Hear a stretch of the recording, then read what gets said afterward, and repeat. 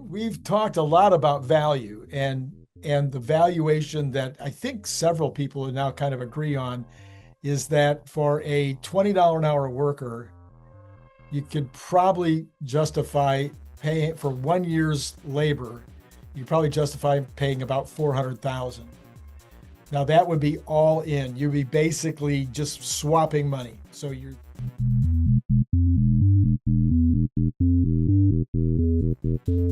get your And you're talking about like 5 years worth of work no or year's longer. 1 year's worth. So $20 worker is really $30.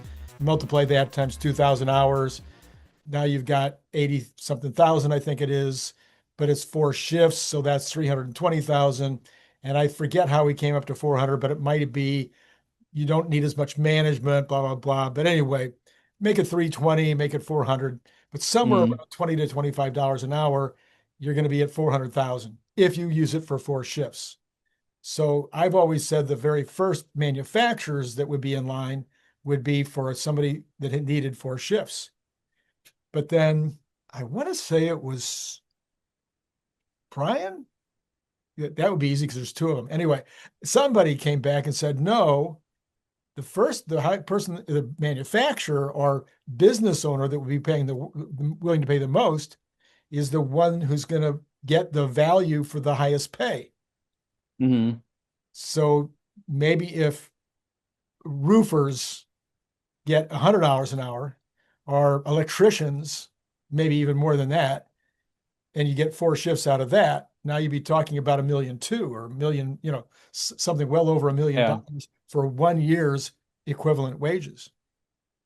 The first would be the radio tower climbers, Yeah, and window washers. Those do very well yeah, yeah. financially, but those are very dangerous jobs.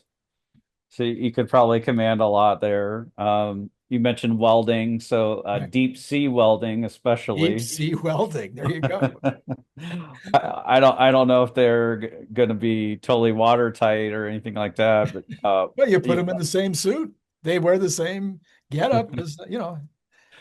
welding for SpaceX, that's probably a very high pay, but I think that there's a lot of experience required there, and extended judgment, but that could be trained in Yeah. Optimus. Yeah. Well, now, according to what we're hearing now, you can train it just by having it watch a YouTube video of somebody who, just like you would if I was trying to fix something in my house that I've never fixed before, and I just watch a YouTube video and now I know how to do it. But Optimus would be way better than me at following even a YouTube instruction on how to put together a IKEA piece of furniture. I think it's the stage is at it's very close if the video is in first person view. Yeah. So you have essentially the camera on your face and you got your arms in front of you, and it can do that. It can make that translation. But the next step for them is to take two videos where they have the human doing the task and they have cameras at different angles, and then they ask the AI to predict, fill in these missing pieces of data. Right. So that's the next step they're working on. So the call to action of their video was to bring more people on to help with that. I see. So like random YouTube video that are like in third person, Hmm. they're not there yet, but I think that's going to be coming soon within like a year or so. I think they could get there. So we have one set of people that would be interested in the auction, which would be those who have an actual use case, and the highest value use case would be willing to pay the most money. Now, I didn't know this before, even though I've bought a lot of automation equipment over the years, but there's kind of a rule of thumb where people are willing to pay 1/3 of the first year's savings for it. And so even if we took that million and that we would still get down to 333,000, if somebody Mhm. was going to get $1 million worth of value the first year, they'd be willing to pay at least 333,000. Now there's also though, now you have to look at the other side of it, which is they don't have, my competition doesn't have its side of the story. Yeah. So that could be worth more than just the normal automation purchase. Mm. Yeah, exactly. So I think in general with pricing, Tesla is going to share the added value that Optimus brings. They'll share some of that with the customers.